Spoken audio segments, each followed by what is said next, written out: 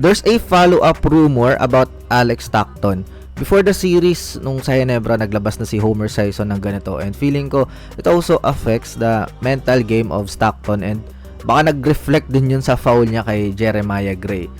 Tipong semis na para sa Converge, nag-overtime pa at natalo pa sila. Ang sama kasi talaga ng timing na maglalabas ka ng ganun before the series pa. Di mo siya magets kung Ginebra hater ba talaga siya, kasi parang natulungan niya pa yung Ginebra to advance. Pero ngayon is meron siyang another rumor and he has a source. To be fair naman, meron naman talaga siyang source, kaso pag nalalabas yung iba is nag-iiba yung direction kadalasan or napapatagal. He wrote na yung possible destination ni Alex Stockton is Blackwater Bossing, and we will talk about that. Nung wala pa kasi si Juan sa Converge, yung face ng franchise ay si Justin at Alec. Kaya kinonvince talaga ni Jacob Blau na magstay yung both players kasi meron nga silang mga offer from other teams. Ang naging words lang ni Jacob is, doon mas mataas nga yung sahod pero hindi sure kung magtatagal kayo at yung playing time na rin. It is obvious na ayaw pakawalan ng Converge yung dalawa, pero sa arrival ni Juan, things change. Atmosphere change also. Tsaka yung usage ni Alec is paiba-iba na eh. Wala na siyang consistent role gaya ng dati. And yung body language niya is nag-iba na rin. It feels like parang Converge is not a home for him. Nakasayang lang kasi original draft pick ito ng Alaska Aces. Pero speaking of Alaska Aces and bakit Blackwater yung possible destination is, sino ba yung head coach ng Bossing? The one who drafted him. Coach Jeffrey Carriazo drafted Alex Stockton during the presence of Alaska Aces in the league.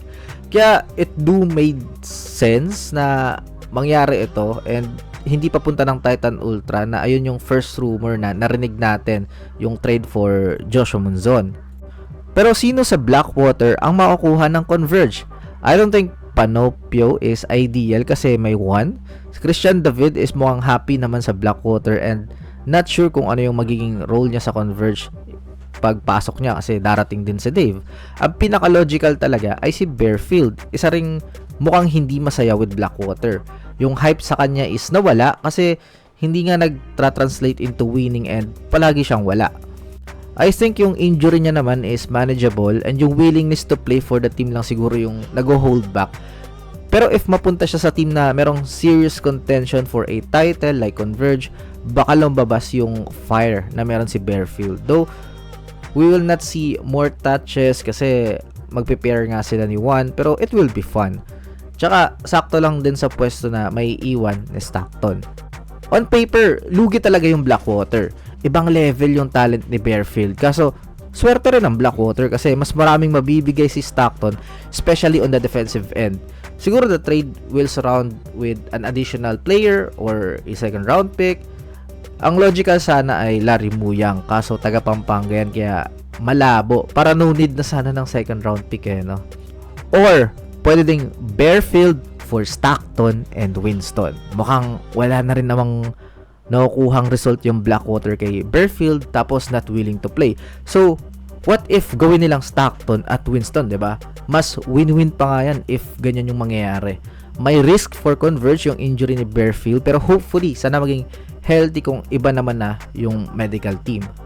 Kayo ba? Fair kaya o tama bang ganitong trade yung mangyari sa pagitan ng Converge at Blackwater? Let me know sa comment section kung saan mapupunta si Alex Stockton at sino yung kapalit.